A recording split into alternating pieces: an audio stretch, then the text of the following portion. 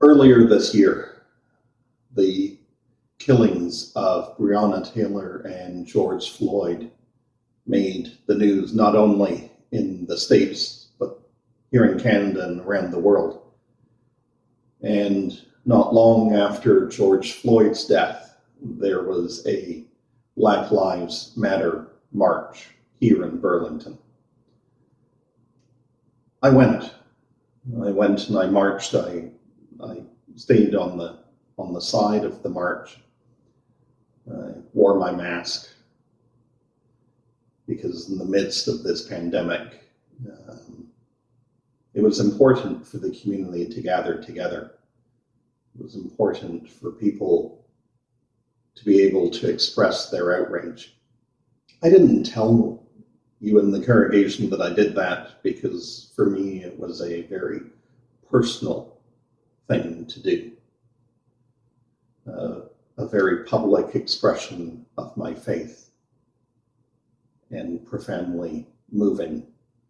Of course, most recently has been the shooting of Jacob Blake 7 times in the back,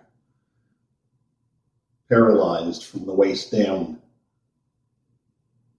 shot in front of his 3 children. Violence in our world is not, again, isolated to the States.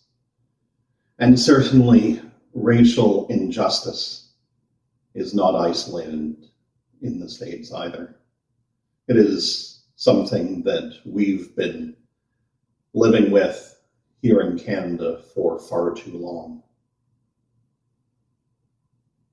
Just a week or so ago, I ordered this shirt that I'm wearing. It says, "Will you strive for justice and peace among all people and respect the dignity of every human being?" It's part of the questions that is asked of a candidate who is to be baptized or of the sponsors, the godparents of somebody who is to be baptized. Not in our Lutheran tradition.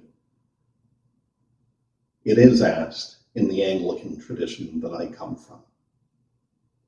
To me, that is a crucial question and a crucial moment in our identity as Christians.